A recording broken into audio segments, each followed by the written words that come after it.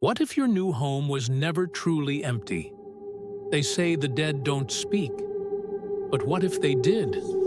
What if they whispered in the dark, watched from the mirrors, and never truly left? Tonight, on the Twisted Nightmares Chronicles, we bring you the chilling story of Clinton Davis, a former funeral director who thought he was moving his family into a second chance at life. Instead, he walked them straight into a nightmare buried beneath the walls of Ravenwood Mortuary, a house that refuses to be abandoned, a past soaked in ritual and restless spirits, and a family that may never escape. Stay with us as we unlock the doors of Ravenwood, but be warned, some spirits don't like visitors. If you love horror, nightmares, and the terrifying unknown, hit that subscribe button now. And remember, some places were never meant to be lived in. Let's begin. Clinton Davis had always been a practical man. As a former funeral director, death was something he had learned to accept as a natural part of life. But even for him, moving into a mortuary was a stretch. It wasn't by choice. After years of struggling financially, an opportunity arose that seemed too good to be true. The abandoned Ravenwood Mortuary, a once thriving business on the outskirts of town, had been left to Clinton by his estranged uncle, Victor Davis, in a cryptic will. With nowhere else to go and 5 children to support, Clinton and his wife Amy decided to take the plunge and start over in the eerie old building. From the moment they arrived, an unsettling atmosphere wrapped around them like a suffocating shroud. The mortuary was in a state of decay, its walls stained with water damage and time-worn secrets. The air was thick with the scent of mildew and something else, something metallic and rotten, as though the dead had never truly left. Morgan, their eldest at 16, was the first to sense something was off.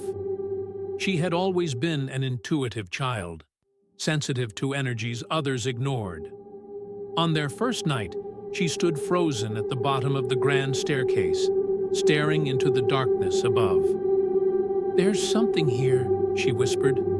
Luna, 14, was less vocal about her fears, but equally disturbed. She kept seeing shapes moving in the corners of her eyes, shadows that shouldn't have been there. Anthony, 12, had nightmares immediately. Visions of corpses with hollow eyes, whispering his name in a chorus of voices. Rhea, the shy 10-year-old, refused to sleep alone after something knocked on her bedroom door the first night. Olivia, the youngest at 6, spoke of a friend who watched her from the ceiling.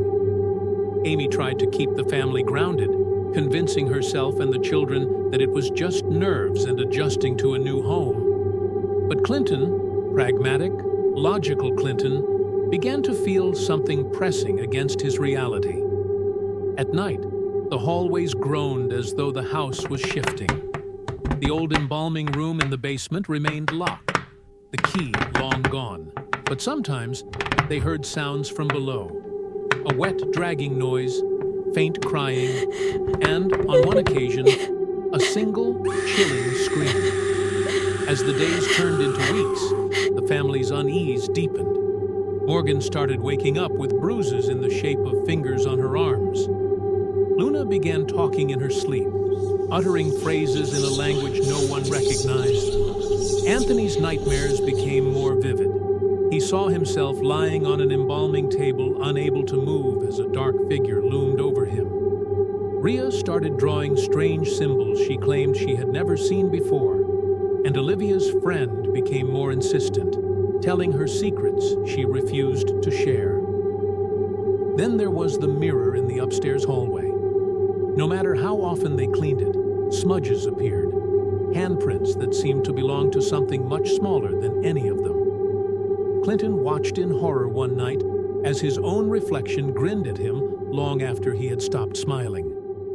Desperate for answers, Clinton began researching his Uncle Victor and the mortuary's past.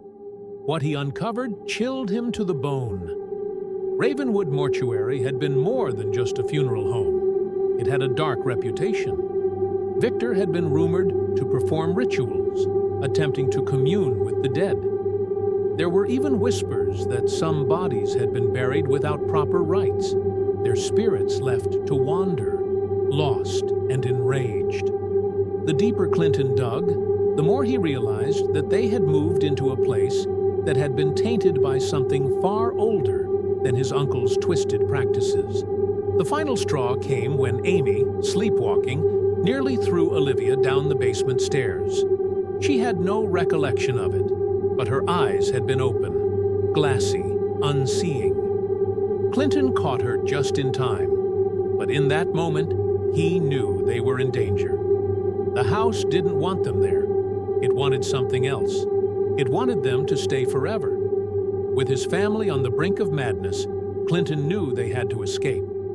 But the house had other plans. Doors locked on their own. Windows wouldn't open. And then, one night, the whispers started.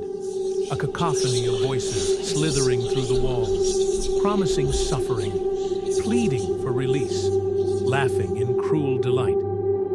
The Davis family had made a terrible mistake moving into Ravenwood Mortuary, but the true horror had only just begun. Some places were never meant to be lived in, and some spirits never rest. The Davis family thought they could start over, but Ravenwood Mortuary had other plans. The whispers, the shadows, the unseen eyes watching from the darkness. It was only the beginning. Now tell me, would you have stayed? Or would you have hauled ass the moment the walls started talking? If this story sent chills down your spine, make sure to like, comment, and subscribe to the Twisted Nightmares Chronicles for more terrifying tales that will keep you awake at night. And remember this, some doors should never be opened. Also, if you don't mind, please turn on your notifications so you don't miss the next nightmare. We're just getting started. Until next time, sleep tight, if you can.